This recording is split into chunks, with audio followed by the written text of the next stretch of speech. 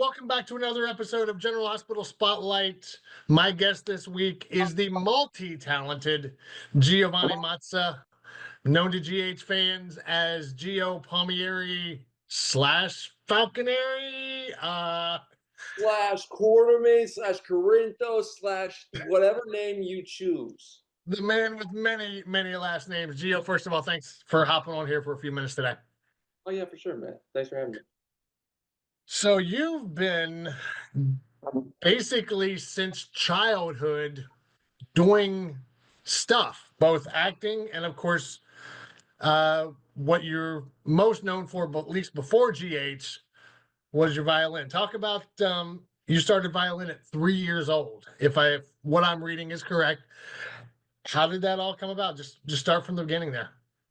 Shoot, man, my mom sort of, oh my God, man. Over Thanksgiving break, we were watching home videos, and my mom got me into violin at an early age. She wanted me to be good at math. There was a correlation between math and like musical instruments in young kids, whatever. But we were watching these home videos, and in almost every single home video, I was playing violin or getting my violin, or I was playing at the piano or some type of musical instrument. And my sister, who was super chaotic, she was just always running around, like screaming, singing. There was just a lot of music, or the radio was always on. It was just like stuff was always going on in the house, and music was just the I don't know, the through line through it all. Do you have any idea how many times you've played the national anthem at sporting events? Do you have any, like, a ballpark number? The anthem, probably 50. Half times, probably somewhere over the 100 mark. I don't really keep track of it anymore. Have you played at every major arena that you feel that you should play at, as well as stadium for MLB? Or is there if there's one specific arena, stadium that you would like to play that you haven't, what would it be? I think it would be really cool to play at a football stadium. It'd be really, really cool to play at a football game. Dodger Stadium would be really cool because I live in LA now. I've played at pretty much every major stadium, though. I was like, oh man, there's no NBA team in Vegas. I played across, I think, somewhere in the 20s, over 20 NBA arenas for the 20 whatever major teams. And I was like, man, I'm never going to get to play an arena in Vegas. And then most recently, I had a corporate gig for, it was like a private event, and it was in a Vegas arena. And I was like, finally, I play in Vegas. This is finally it. And it was also my first time in Vegas, so I had a ball. So being a Chicago kid, what was it like when you first played the United Center? I mean, you grew up watching games there and everything like that, I assume. Then you're on the court playing United Center. I didn't even want to do it at first. This is the funniest thing. I just sort of was like, yeah, we go to the Bulls game every year. This is like a chance to go to a Bulls game for the second time this year. And we got free tickets. Yeah, I'll do it. And then I played it was like this kids talent search. They were like 3 different acts for halftime. It was like a competition. And I lost it, but then I got brought back, and over the course of playing, I brought a couple members of my family, and they've seen me play, and some friends have seen me play, and it's really nice. I love playing in Chicago because it just feels like home ground. You're approaching your 2-year anniversary on General Hospital. Let's talk about the casting process. Your real name is Gio/Giovanni, however you want to go by. Did they create Gio for you, or did you know you were trying out for a part of Gio? How did that? Because it's not very often you get to play someone with your same name. Yeah, no, I came in. It was my first in-person audition in Los Angeles. I moved in March, A week later, I taped for GH, got the producer session, went into the audition room for a day player. I was going to be on for a single day. And then the next day, they offered me a series regular role on the show, and I was in the middle of nowhere, Palm Springs, and I was like, "What the hell? What the heck? It's all good. What the heck is No, this? it's all This is crazy." Because I went in and I forgot my lines, and then earlier in the day, my car got egged. Like there was like half a dozen eggs just all over my all over my car, and I just didn't think that anything was going to come from it, but it ended up changing my life um, so much for the better. So is it easy? Because when they say Geo, they could be talking character or you, and you're going to answer to either one of them, right? Yeah, it was a little complicated at first, but honestly, it's gotten I've gotten so used to it that it's just like, and I infuse myself so much in my character that it just becomes like, okay, Geo's there, I can just respond. It's not like I have to like if my character's name was Nick, if someone called Nick, and I'd be like, hey, Nick, oh, that's me. Yeah, it takes some of like the boundaries out of the way, which could be good or bad. And I assume they put the violin in because it was you, so they knew that that would be something you could bring extra to the character, correct? Yeah, and that comes from Mark Teschner, our casting director. Before that, before my audition, he researched me. He researches everyone that he brings in, which is an incredible thing that he does. But he researched everything that I did. He knew that I played violin going into the audition, and he said, "Hey, you play the violin at NBA games," and I was like, "Yeah, you knew that." Wow.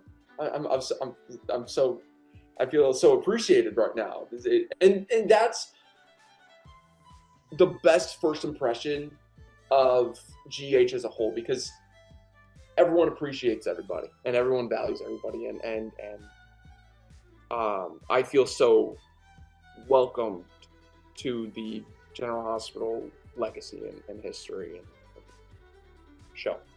You mentioned legacy. Obviously, you came in as part of, even though the family portion wasn't there yet, but your character grew up with the Cirillo Corinthos. You grew up with the legacy part of the show as well, right? Yeah, I mean, finding out that Brooklyn was my mom was an incredible story. I mean, Amanda Setton plays Brooklyn. Mhm. She is one of the most generous, kind, hardworking actors I think I've ever been able to work with. She's probably one of the best actors I've ever been able to work with super, super closely because then we talk about scenes and prep and we rehearse and we talk about life and how almost when she was going through that storyline, it was almost as if her entire life was going into every moment of every scene in every episode, and seeing her work really inspired me to just work harder and take more, um, you know, take more lessons in, take more moments in, take it just extremely seriously. When did you, because the storyline of Brooklyn and Dante had a child way back when started long before the reveal. When did you find out that you were that child? Amanda and Rena sat me down in Rena's dressing room, and they're like, "Okay, Gio, we are going to tell you something. You are Brooklyn's son." And I was like, "What?" But the reveal happened for me. I found out about it on the episode of May 22nd. I remember that because that's my birthday. Right. When it aired, and it was revealed somewhere between late January and early February. I found out about the secret in June of 2024. So I was just sitting and waiting, and the buildup was almost like gonna kill me if it didn't happen soon. And it took almost an entire year, and then it finally hit, and it felt like everything just blew up. Right. How do you feel with the current direction of it's been a slow process to get, just recently Geo and Brooklyn have, Geo called her mom a few days ago. But the whole Geo and Dante thing, there's still a wide gap. It's a really interesting dynamic that we got going on, and I love it. And I love working with Dom. Dom Zimbronia is just fantastic. He has so much insight and so much knowledge and so much. He has such a deep artistic drive, and I just cannot wait to have more scenes. Recently, you celebrated your first Quartermaine Thanksgiving, one of the most iconic traditions in daytime. Talk about, what it was like. And kind of this was actually one of the best Thanksgivings that the Quartermaines have had in quite a while, Yeah. They threw us for a loop though, because we all thought, oh my God, Outback's gonna get the turkey. I know. When we filmed it, and then when I was watching it, I was like, "Oh my God, Albert's gonna get the turkey," and I forgot that it doesn't happen, and they take the food because for some reason my brain just forgot it. It's an honor. I mean, I've been watching so many older scenes on YouTube of the Quartermaines, of Sunny, of I watched the bunch from Luke and Laura, the first episode. Like, there's so much history and so many storylines that aren't currently present in today's story, obviously. But it's so fascinating to see Mo holding up a gun to some guy who's not on the show anymore, and just breaking down, and that much care, and it's just almost overwhelming in the sense that, like, I'm now a part of this huge history and tradition of the Quartermaine Thanksgiving, and there's um, so much future too that I can hopefully be a part of, and it's just amazing. I'm overwhelmingly grateful. The Christmas season in Port Charles is always special. What can we expect over the next couple of weeks heading into Christmas for Geo and Emma, Geo and Dante and Brooklyn? There's a lot of really great stuff. It's just all very sweet, and it all comes from the heart, and it's just perfect storytelling, I think. I mean, from Christmas to New Year's to there's a scene I think coming out in January that I'm really looking forward to. We just filmed it, and it's Giovanni Mazza, thank you so much for hanging with us for a few minutes. Love watching you. Look forward to what's coming up next for you guys. thanks, man. See ya.